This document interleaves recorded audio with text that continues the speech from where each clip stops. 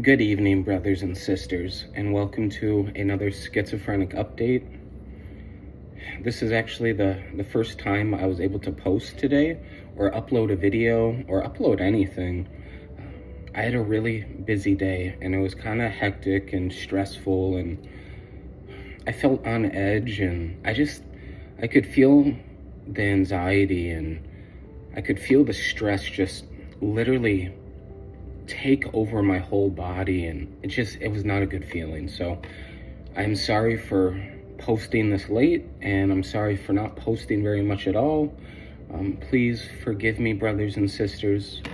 I ask for your grace, your mercy, and your forgiveness. Before we get into today, before I get into talking about my day, what was going on, let me introduce myself for those who are new to my TikTok or Facebook or Instagram or wherever you see this. My name is Steven. I live in a group home for disabled adults here in Minnesota. I am 35 years old. I am an addict in recovery, and I have schizophrenia.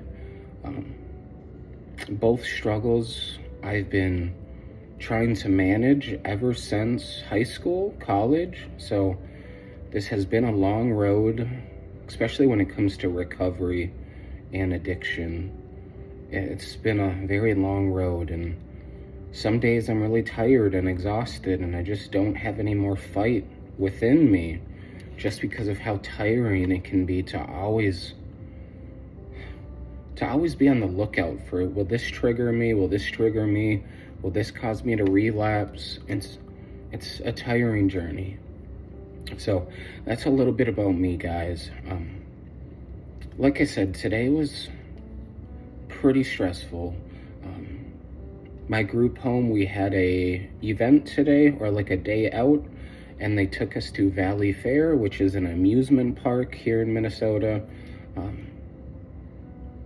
I was able to make it through without an episode. God had my back. God took care of me. He knew what I needed. What was stressful about going out, especially to a fair somewhere where there's a lot of people, is that whenever I'm around a lot of people, my hallucinations, the voices that I hear, and the things that I see tend to increase in not only volume, not only how loud they are, but also they get more violent and aggressive. And so while I was at Valleyfair, when we were walking around, my hallucinations kept following me everywhere we went.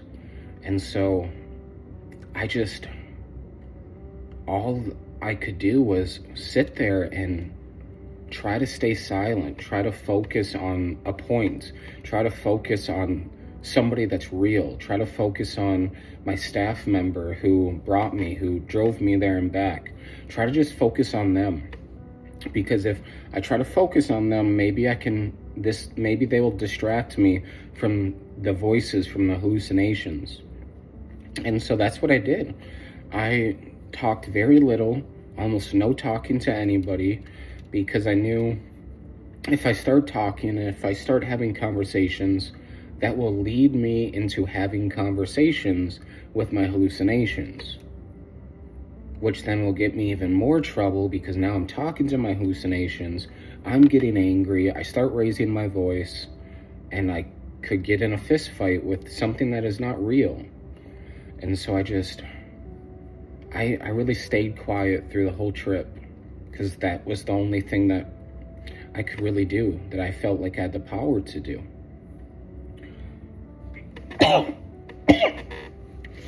Excuse me.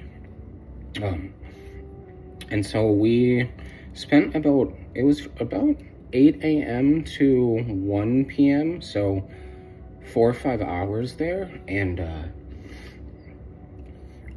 I was really surprised that I did not have an episode, I'll be honest, because usually in the past I did. So this was a step forward. This was a step towards... This was a positive step towards managing my illness, for sure. Even though the hallucinations were giving me a hard time, I was able to push through. And I know for me, I know some of that strength, some of that courage that I had came from Christ, came from my Lord and Savior. And so it's just, I want to say thank you, Jesus, for being with me today and for not letting me feel like I'm alone in this battle.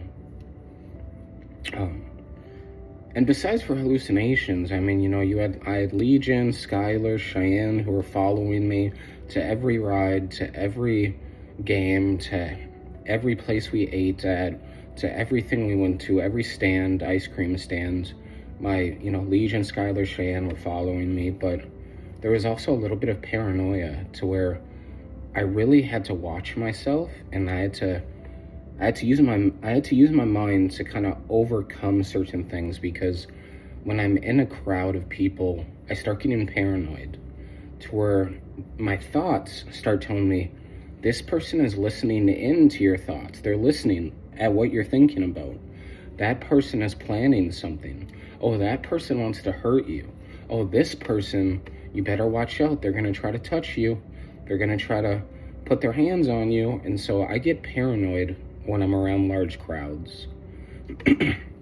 And that did happen when we were at Valleyfair, but luckily I was prepared, and so I kind of knew, if I start getting paranoid, let me find something to fix my gaze on. Let me try to focus my attention on something that I know is real, something that I know that I can physically see, touch, hear, see, And so I was trying to just hyper focus, really, at one point, just focus to the point that I lost kind of senses of what was around me, who was around me. And there was a couple times where my staff member had to yell, or I'd be like, Steven, and he had to kind of say my name several times and be like, hey, we're walking, like we're going. And so that's kind of how much I was trying to focus on one point in time, or one thing in time. Also, there was a bit of confusion because my hallucinations were quite active and loud and aggressive and just mean. I was confused during some of the time at Valleyfair about, I kept asking the staff, where are we going? What are we doing? Why are we here? I kept asking questions because I didn't understand in the moment where we were, why we were there, how we got there. There's something my mind was just blocking me from understanding. And so there was definitely some confusion going on. But it's okay. We just returned back to our group home a little bit ago. So I'm happy to be home. I'm happy to be settled down. I was able to take a shower. I was able to put on clean clothes. I was able to try to relax, try to rest my mind, try to rest my heart. I'm trying to just relax. And I know tonight's going to be a little bit difficult because I do have, not an appointment, but I have something scheduled for tonight from about 8 p.m. to 10 p.m. Just going to be playing Dungeons and Dragons with some friends of mine. And so I need to be ready to interact with people again and to be able to communicate. And it's going to be a little bit tough because I'm kind of peopled out, per se. I'm kind of just, like, I've had enough interactions with people. I just want to be on my own. I just want people to leave me alone. And so I'm going to have to kind of push through, and I'm going to have to really just be like, it's just for a couple hours. You can do this, Steven. So I'm going to have to, just push through, which I do sometimes. Sometimes I don't really have a choice, and I just have to have the courage and the strength to be like, okay, let's do this, even though I don't want to do this. And so that was kind of my day, guys. It was a tough day for me, but I was able to get through it. Even though I was symptomatic, I was able to get through it. I want to say it's mostly because of Jesus, that following him and serving him and allowing myself to be honest and share what I'm struggling with Jesus, he was able to comfort me today while I was going about my day. So a lot of that strength and courage came from Christ, and I'm thankful. So brothers and sisters, what I wanted to talk about for a couple minutes is something that I've learned it, and I would say the way I learned it was through trial and error. It was a lot of pain and suffering, but what I'm talking about is life has ups and downs, right? It's like a roller coaster where you have the good times and you have the not so good times that are filled with doubt, filled with worry, filled with pain, whether mental or physical, filled with heartbreak when it comes to relationships. Something that I've kind of just learned and reflected upon over the past couple of years is that life, at least for me, my perspective, is that life has to include both the good and the bad. And I think that's the reason, because in order for us to be faithful and to be thankful, and in order for us to recognize the blessings, the good things that we receive, in order for us to recognize the things that God bestows upon us as gifts, as blessings, that we have to go through some dark periods. We have to go through some pain. We have to go through some heartbreak. Because when we go through those tough moments, what you should be doing is reflecting upon, this moment is difficult, it's stressful, it hurts my heart, but what can I learn from this situation? What is God trying to teach me in this situation? What is God trying to show me in this situation? Because for the longest time, I let pain and discomfort and doubt and worry just control my life. And it controlled my life to the point that I was unhappy and I wanted to kill myself and I didn't want to live. And that's how bad it got, to where I let pain and suffering dictate how I felt on any given day. And so for me to learn that life was meant to be a trial, meant to be a struggle, because hopefully at the end of the day, it reminds you that, yeah, there's some suffering, sure, but you have hell of a lot to be thankful for. Hell of a lot to say, thank you, Jesus. Whether that's family, loving parents, siblings, a wonderful partner, husband, wife, a wonderful friend group that's supportive. If you have a nice job, a good job that, you're not living paycheck by paycheck. If you're able to go to school and get an education. If you have a car and you're able to drive places and you don't need to rely on public transportation. I mean, if you've traveled and seen, the world in different countries and places.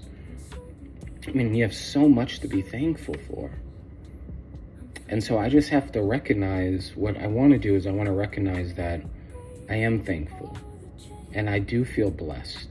And even though I've been through so much, I need to recognize that God has always been there. Whether it's the good or the bad, God has always been present in everything. In all of it, God was present. Because I know there's moments in my past to where I got hurt, I was in pain, and I was like, God, where are you? God, why are you letting this happen? God, why do I deserve this? What did I do?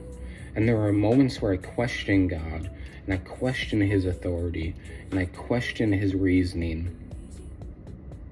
And the thing is, God didn't get mad when that happened. God did not get angry with me.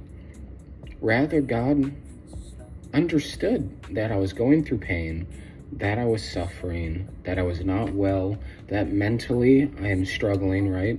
God understood my setbacks, my flaws, my weaknesses. God understood. So he was patient with me. He showed me grace and mercy, even though I didn't deserve it.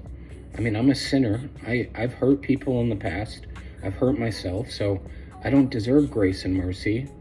But God treated me in such a gentle way that a loving father does when he when he takes care of his children.